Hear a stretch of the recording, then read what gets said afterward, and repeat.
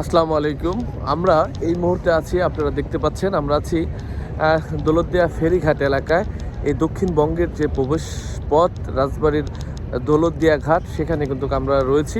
আর একটি বিষয় কিন্তু আপনাদেরকে জানিয়ে দিয়েছিলাম 13 জানুয়ারি সোমবার, অর্থাৎ এই যে আমি যে ফেরির সামনে দাঁড়িয়ে রয়েছি, এটা হচ্ছে বাইগার ফেরি। এই বাইগার ফেরি থেকে এই 13 জানুয়ারি সোমবার সকাল আনুমানিক 10:30 11টার দিকে কিন্তু একজন নারী কিন্তু নিখোঁজের সংবাদ আমরা পেয়েছিলাম। আর এই নিখোঁজের সংবাদ পাওয়ার সাথে সাথে কিন্তু আপনাদেরকে আমি জানিয়ে দিয়েছিলাম। তবে আপনাদেরকে জানানোর জন্য এই ভিডিওটা করা।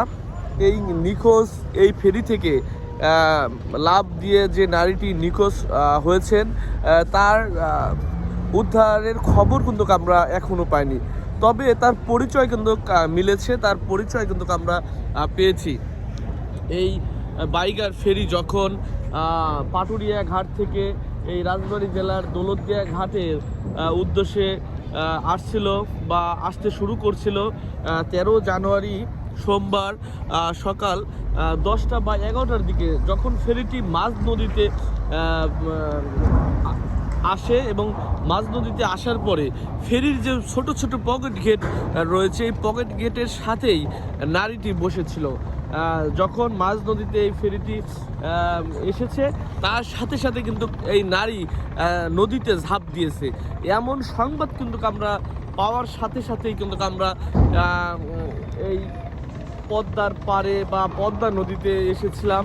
কিন্তু আমরা দেখেছি যে কর্তৃপক্ষ কিন্তু এই 13 জানুয়ারি সেই মানে দুপুর থেকেই তারা উদ্ধার অভিযান কিন্তু পরিচালনা করে আসছিলেন, কিন্তু কোনো খোঁজ কিন্তু মেলেনি।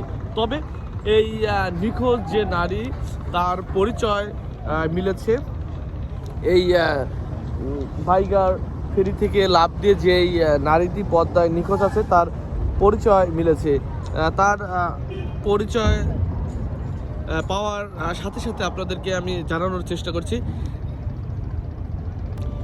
এই নিখোঁজ নারীর আমরা পরিচয় পেয়েছি, আপনাদেরকে জানিয়ে দেব।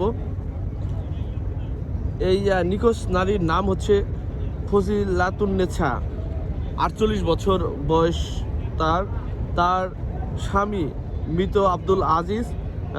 তার জেলা সাতক্ষীরা জেলার, থানা কালীগঞ্জ এবং ইউনিয়ন নলতা, এবং গ্রামের নামও নলতা। 4 নং ওয়ার্ডের যে নলতা গ্রাম, সেখানে তার বাসা।